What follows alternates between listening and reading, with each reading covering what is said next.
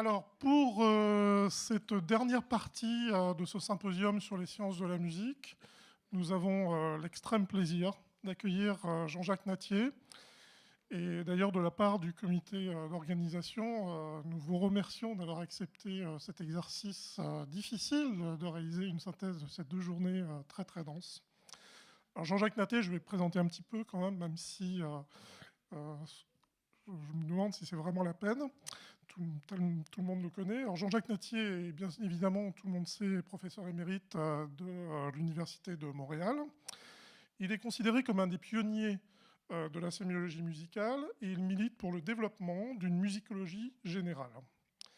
Il a appliqué ses concepts à la pensée musicale de Pierre Boulez, aux œuvres de Wagner, à la musique des Inuits, des Aïnous, des Baganda et aux relations entre musique et littérature.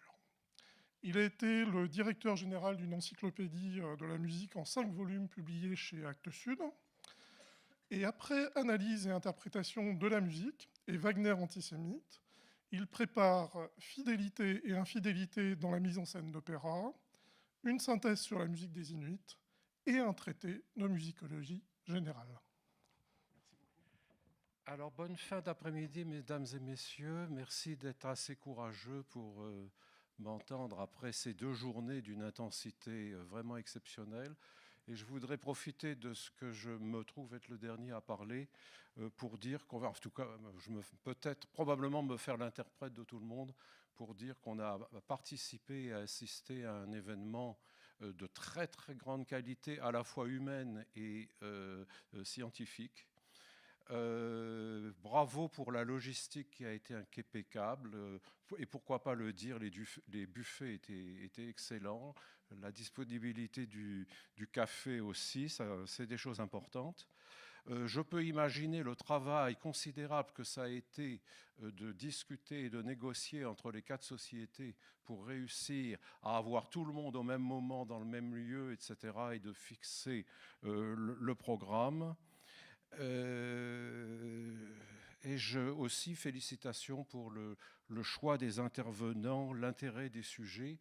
Et ce qu'on a entendu était, à mon avis, d'une densité d'informations et de réflexions scientifiques, intellectuelles et musicales, d'une richesse et vraiment très très grand. Ce qui fait que c'est une vacherie que vous m'avez fait. Parce que ce qui s'est arrivé, c'est que moi, j'avais décidé de venir par moi-même pour assister à ce symposium à cause de l'idée de réunir les 4 sociétés.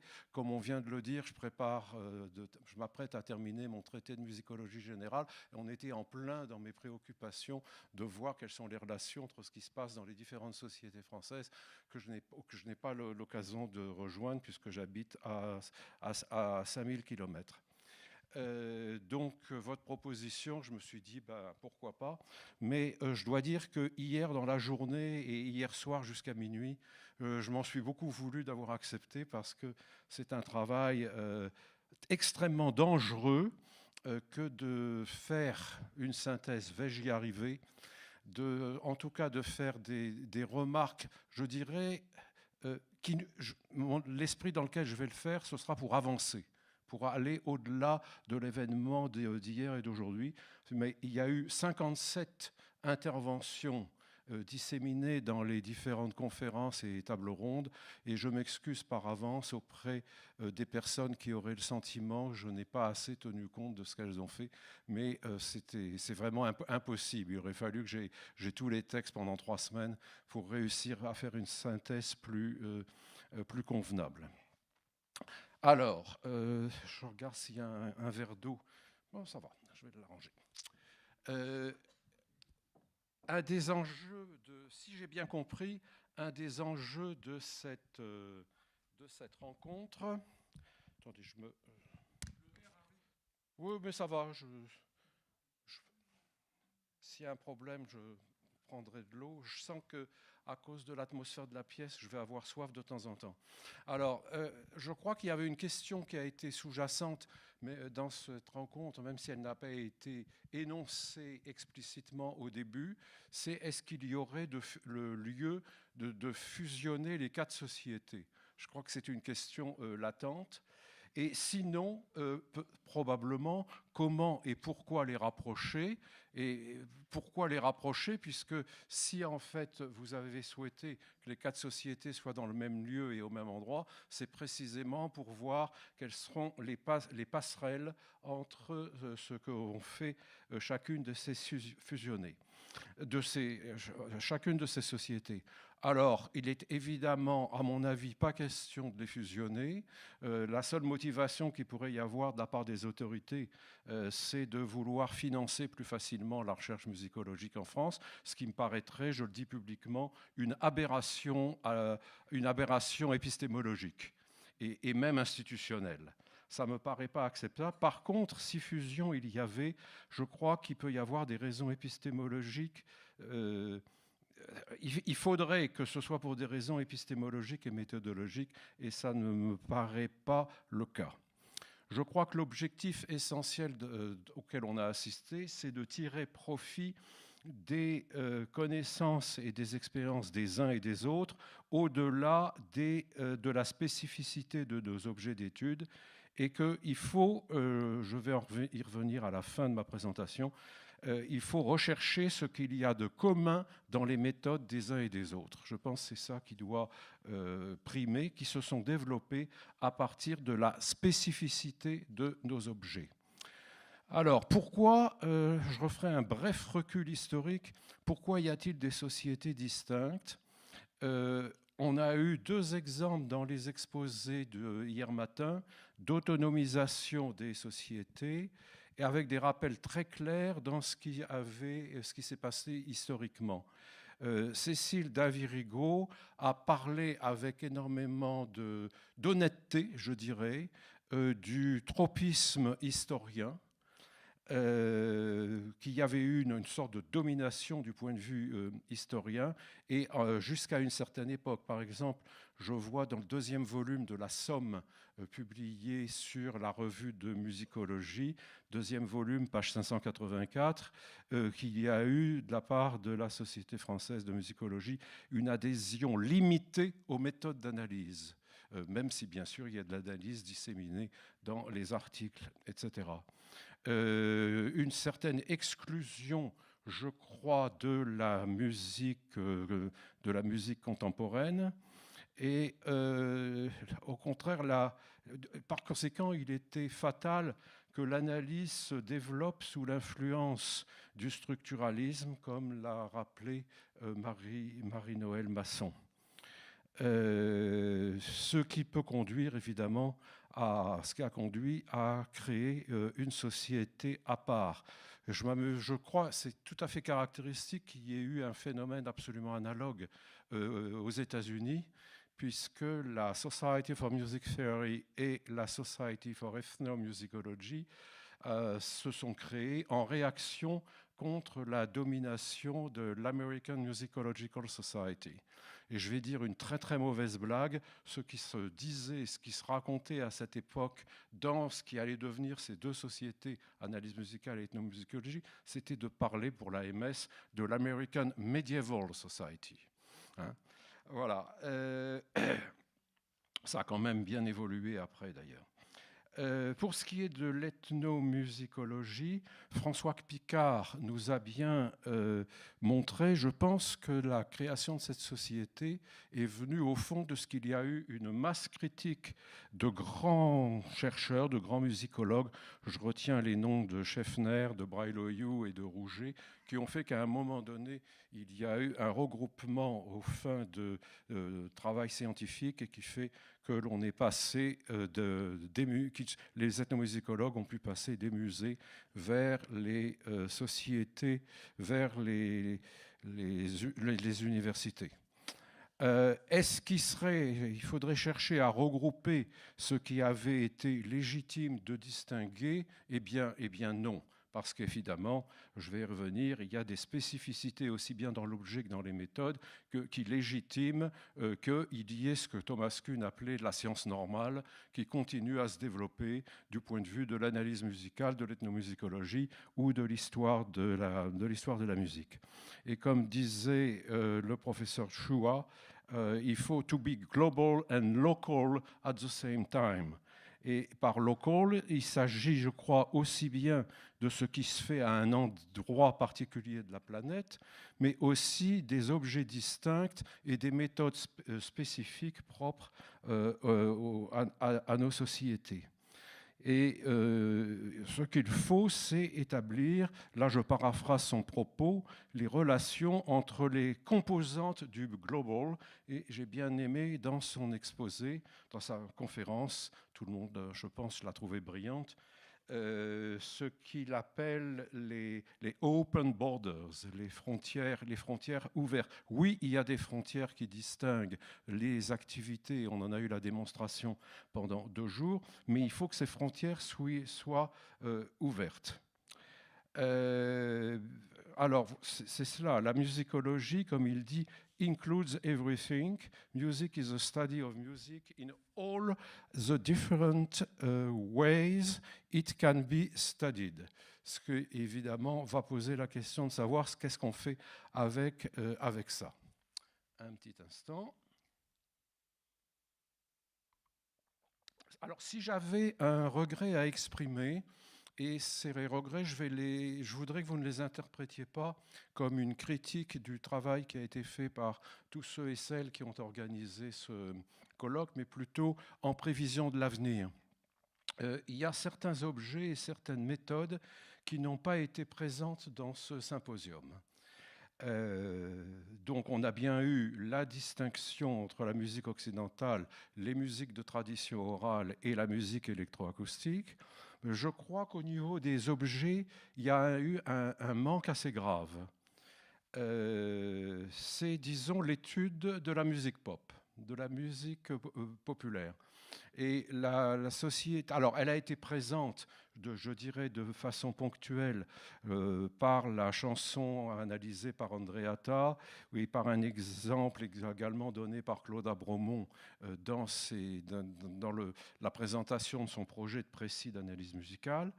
Mais est-ce que c'est parce que vous n'avez pas reçu de propositions de communication qui parlent de cela? Je me suis interrogé et je pense qu'il serait facile dans l'avenir de remédier à ce manque. Je crois que la musicologie ne doit absolument exclure aucun type de musique. Même si, est-ce que Caroline est là, je pense? Coucou Caroline, t'as disparu? Bon,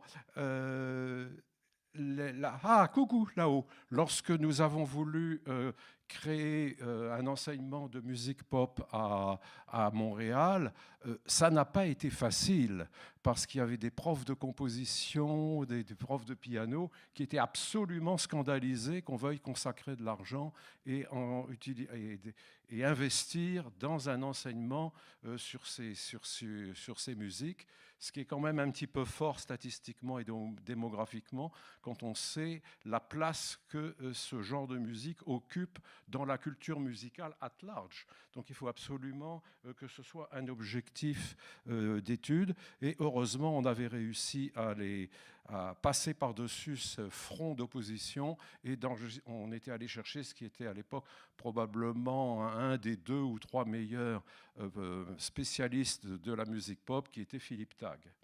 Et on ne l'a pas regretté à l'époque, et les étudiants non plus.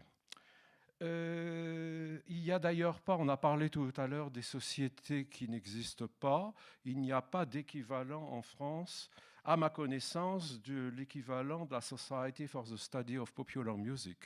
Ça n'existe pas? Si, ça existe? Pardon? Ah, c'est une section française. Ah bon, bah alors donc il est... Ah, c'est des raisons institutionnelles. Bon, c'est ça. Alors, très bien. Alors, je vais corriger ça dans ma tête et j'espère qu'on pourra avoir des contributions dans ce domaine. Du reste, ce que j'allais ajouter, c'est qu'a priori, j'ai eu le sentiment que la Société française de musicologie n'y était pas hostile. Au contraire, puisqu'en 2012, si mes informations sont bonnes, Christophe Pirenne, qui est l'auteur d'une remarquable histoire de la musique rock, avait été la personne qui avait fait votre keynote address. Quelque chose qui m'a peut-être étonné aussi, je n'en ai pas rediscuté avec mon ami François Delalande, qui ne doit pas être loin, qui est là-bas. Je crois il y a eu, peut-être est-ce à cause de ce qui est venu de l'intérêt de la Société de musicologie pour l'histoire. Donc, qui dit histoire dit travailler sur les processus des compositeurs, d'où ils viennent au point de vue de l'écriture, mais aussi du point de vue de l'environnement historique et social de leur production. J'ai été étonné qu'il n'y ait pas eu davantage de choses sur la perception de la musique. Et ça, et je le regrette d'autant plus que dans l'exposé d'hier, Jean-Marc Chouvel a dit « Faut-il imaginer de nouveaux horizons, notamment celui tracé par les sciences cognitives ?» La réponse, elle est oui, de manière radicale. Il parle encore des algorithmes qui fournissent une modélisation des mécanismes de l'écoute. Donc, c'est également une chose que j'aurais souhaité voir abordée. Il y a un autre silence qui m'a étonné, c'est il n'y a pas eu de papier spécifique sur les femmes, de recherche sur ce qu'on appelle aujourd'hui les études genrées. J'aime pas beaucoup l'expression, mais enfin, qui s'interroge sur la représentation des femmes dans la musique, le rôle qu'elles jouent dans la vie musicale, etc. Là encore, c'est une perspective qui a été traitée, que la revue de musicologie n'ignore pas, puisqu'il y a à la fin du 2e volume l'article de Catherine Deutsch sur la place des femmes dans la revue de musicologie. Mais c'est certainement... Enfin, si on compare, là évidemment je parle en musicologue installé en Amérique du Nord, si on compare ce que je vois, qui me semblait confirmé par ce qui s'est passé ici, par rapport à ce qui se passe en Amérique du Nord, où il y a même un congrès annuel d'études féminines qui se tient à Baltimore, si mes connaissances, mes informations sont bonnes. Là, probablement que ce qui se fait en France, ou ce qui ne se fait pas, accuse un certain retard. Mais ça, c'est aux femmes, aux musicologues femmes, de voir si j'ai tort ou raison de m'en plaindre. Et quand je me plains de ça, alors je sais qu'il y a des secteurs où on a été agacé par ce qu'on pourrait appeler peut-être comment dirais-je, la langue de bois, qui malheureusement dans ce genre de mouvement peut caractériser le discours scientifique, mais ce n'est pas une raison, au contraire. Il faut au contraire avoir une vue aussi rationnelle et aussi bien contrôlée que possible pour traiter de ces questions, mais il faut les traiter. J'aurais fait un petit développement sur l'absence de l'acoustique dans ce colloque, mais quelqu'un en a parlé tout à l'heure, donc ce n'est pas la peine que j'insiste, mais si je voudrais le réévoquer tout de même, c'est parce que il y a eu l'intervention aussi bien de Andreatta que à propos de Kiwi, n'est-ce pas, à utiliser des modèles mathématiques et des outils scientifiques. Maintenant, ce que j'ai constaté, c'est que, alors je vous le dis en toute honnêteté, mes connaissances sont absolument nulles en informatique et en mathématiques. Ce qui fait que ce qui s'est dit dans ces exposés m'est passé complètement par-dessus la tête, mais, et c'est peut-être ce qui était intéressant dans un symposium comme celui-ci, évidemment, c'était présenté en démonstration de ce qui pouvait être fait pédagogiquement à partir de ces utilisations de logiciels, de modèles numériques, en particulier pour la création ou au prix des enfants. Et à ce moment-là, ça c'est le thème sur lequel je voudrais insister, c'est que même si on n'est pas un spécialiste d'un domaine particulier, même si c'est comme ça, on peut tirer les conclusions et les exemples qui sont tirés du comportement dans une discipline qui nous est étrangère, ce qui est mon cas dans ces deux cas-là, peuvent être mis en rapport avec nos expériences, soit pour l'histoire de la musique, l'analyse, ou pour l'ethnomusicologie. Et c'est donc au niveau des conséquences ou des méthodes que les rapprochements peuvent être faits. Et évidemment, je l'ai d'autant plus regretté qu'il y a eu une large place qui a été faite à l'association francophone d'informatique musicale. Il n'y a pas à le regretter parce qu'on a eu des exposés d'une très grande précision et d'une très grande richesse. Mais il y a, je crois, un problème de communication lorsqu'il y a un discours, disons-le, de scientifique dur qui est présenté en face de musicologues qui peuvent être des humanistes, disons, historiens, ou des gens qui sont plus sensibles au culturel dans le cas de la société d'ethnomusicologie, ou qui ont l'habitude de décrypter les structures des œuvres à partir des modèles dont on dispose. Je suis conscient que toutes les branches de la musicologie ne pouvaient être présentes, mais il faut tenir compte peut-être de leur présence pour l'avenir. Le professeur Chua a dit qu'il fallait to look to the interest of its other members, to look to the interest of its other members, et c'est ce que ce symposium aura permis. Pour faire cela, il faut voir s'il y a des questions communes dans l'étude de l'histoire de la musique, de l'ethnomusicologie, de l'analyse de la musique électroacoustique. Je pense en particulier à la communication sur l'archivage des œuvres conservées sous forme de numérique, qui est un domaine que je ne connaissais absolument pas.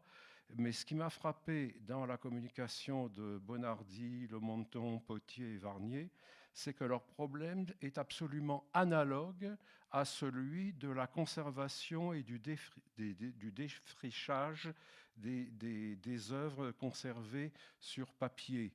Et ce qui me semble un petit peu assez étonnant, au fond, c'est que dans ce domaine où on penserait que justement les outils informatiques vont permettre de conserver les œuvres, que ce qui nous a été démontré, c'était au contraire qu'il y avait un certain nombre que les supports s'altéraient et que quand on voulait reconstituer l'œuvre authentique à partir de ces supports, et ben en fait ce que l'on produisait, c'était une nouvelle version de l'œuvre. J'ai trouvé tout ce moment de la démonstration extrêmement enrichissant, parce que ça nous pose un problème. Là, je commence à me rapprocher de la perspective du professeur Chua. Ça pose un problème général, à savoir quel est le statut de l'œuvre musicale. Il y a eu le sentiment longtemps que l'œuvre musicale était garantie en quelque sorte par la partition. Les interprètes sont venus dans le paysage et l'image que l'on a des œuvres, même si la partition fixe les relations voulues par le compositeur souvent entre les hauteurs et les rythmes, on va en avoir une image nouvelle à l'interprétation, d'où l'apparition de l'histoire de l'interprétation. Je n'aurais pas imaginé qu'il y aurait aussi une histoire une histoire des œuvres électroacoustiques à travers les transformations et les reports. Donc ça nous conduit à une question de musicologie générale. Je me rappelle d'une discussion que j'ai eue à la fin des années 70 avec François Bell, lorsque je lui avais dit « Mais pourquoi vous composez de la musique électroacoustique ?» Il m'avait dit « Ah ben, parce que c'est le seul moyen que j'ai un contrôle absolu sur le contenu sonore de l'œuvre que je veux créer. » Et là, on découvre avec cette intervention que ça n'est pas nécessairement le cas. Il m'avait même dit qu'il voulait supprimer l'intervention de l'interprète. Je m'en rappelle très très bien. Donc le contrôle de l'organisation de l'œuvre n'est pas entièrement garanti par ce qui est sur la bande. Alors, cette communication que je viens de citer montre que les œuvres électroacoustiques ou informatiques sont elles aussi victimes de ce que Jacques Guilherme, qui était un brillant historien de l'art, élève de Franck Castel, avait appelé l'atelier du temps. Et si je compare les leçons du problème de la préservation créative avec le statut des musiques de tradition orale, et pour ça je glisse volontairement du côté de l'ethnomusicologie aussi, c'est que peut-être ce qui est récurrent dans la musique, et là on se rapproche peut-être de cette question cruciale soulevée par la conférence qu'on a entendue tout à l'heure, de savoir qu'est-ce que finalement... What is music? Il nous a bien posé la question, au-delà de ces différences entre le global et le local, la question qui devient essentielle, c'est et on découvre, je crois, grâce à ces exemples, c'est que ce n'est pas l'identité de l'œuvre qui est garantie dans la musique occidentale savante par la partition, mais que l'œuvre est dépendante de l'interprétation, et d'où les développements des recherches sur l'interprétation dans ce symposium. Ça a été très éloquent hier après-midi avec les communications de Pierre Michel et Lalit.